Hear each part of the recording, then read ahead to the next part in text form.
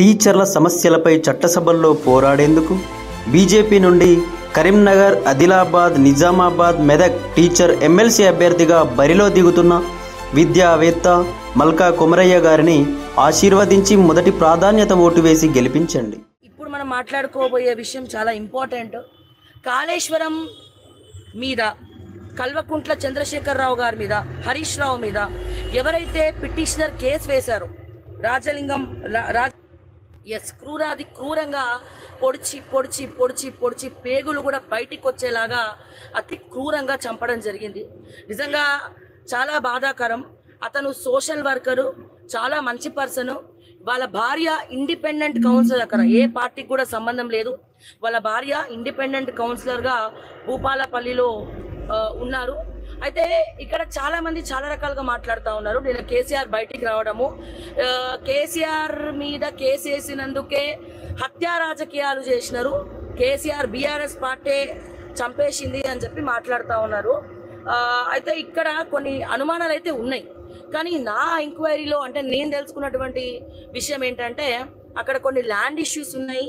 ఆ ల్యాండ్ ఇష్యూస్లో కేసీఆర్ పైన కేసు వేసినారు కాబట్టి, ఎందుకంటే 1 year అయింది. 2023లో పోలీస్ స్టేషన్కి పోయి కేసు పెడితే కేసీఆర్ మీద తీసుకోలేదు పోలీసులు.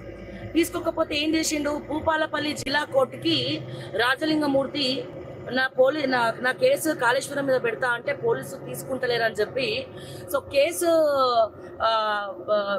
ఏమంటారు కోర్టులో వేయడం జరిగింది. సో భూపాలపల్లి కోర్టు అయిపోయింది, హైకోర్టు అయిపోయింది, ఏకంగా సుప్రీం కోర్టుని కూడా వదలలేదు. పట్టు వదలని విక్రమార్కుల్లాగా సోషల్ వర్కర్ ఆయన, చాలా గ్రేట్. కేవలం కాళేశ్వరమే కాదండి, కబ్జాలు చేసినటువంటి కబ్జా రాయుళ్ల గుండెల్లో నిద్రపోయేటువంటి వ్యక్తి అతను. సో ఎక్కడెక్కడైతే ల్యాండ్ కబ్జాలు జరుగుతాయో ఆయన దృష్టికి వచ్చిన విషయాలన్నిటి గురించి కూడా గవర్నమెంట్ భూముల్ని కాపాడమే పనిగా పెట్టుకున్నటువంటి రాజలింగం మూర్తి. ఎందుకంటే నీతి జాతి లేనటువంటి రాజకీయాలను చూస్తూ ఉన్నాం. ఏ పార్టీని నమ్మాలో, ఏ పార్టీని నమ్మద్దో అర్థం కానటువంటి పరిస్థితిలో తెలంగాణ ప్రజలు ఉన్నటువంటి ఈ స్థితిలో ఎవరో కొద్దో గొప్పో ఒకరిద్దరు అట్లా కనబడతారు. అంటే భయపడతారు జనరల్గా ఏదైనా మాట్లాడాలన్నా, ప్రశ్నించాలన్నా. సో ప్రశ్నించే వాళ్ళని కాపాడుకోవాల్సినటువంటి బాధ్యత తెలంగాణ పౌరులుగా ప్రతి ఒక్కరి మీద ఉన్నది. అయితే ఇక్కడ ఒక ల్యాండ్ ఇష్యూలో జరిగిన విషయాన్ని వీళ్ళు కేసీఆర్ మీద దోస్తా ఉన్నారు. నేనేమంటున్నా అంటే, కేసీఆర్ మోసం చేసి ఉండొచ్చు తెలంగాణ, కానీ హత్యా రాజకీయాలు మాత్రం ఎప్పుడు కూడా చేయలేదు.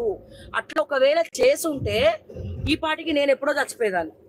తీన్మార్మలని ఎప్పుడో చంపేస్తుండే, తొలివేలుగు రఘుని ఎప్పుడో చంపేస్తుండే. మేమందరం కూడా ప్రశ్నించే గొంతుకులమే కదా. నిజంగా కాళేశ్వరం ఒక్కటేనా, ఫోన్ ట్యాపింగ్ దగ్గర నుంచి ప్రతి ఒక్క విషయం గురించి మేము కొట్లాడుతూ వస్తూ ఉన్నాం. గతంలో బీఆర్ఎస్ పార్టీతో మేము నేను కొట్లాడడం జరిగింది.